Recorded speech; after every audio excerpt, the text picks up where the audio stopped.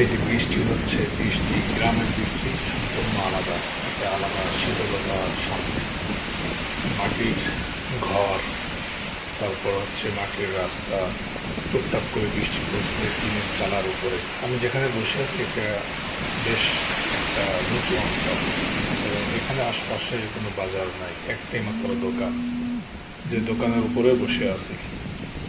তো দোকানের উপরে যে টিনের উপরে টুকটাক করে বৃষ্টি পড়ছে, টিনের উপর যে ঝুপ করে যে বৃষ্টি পড়ে, বৃষ্টির শব্দটা সম্পূর্ণ আলাদা এবং অন্যরকম একটা অনুভূতি সৃষ্টি করে।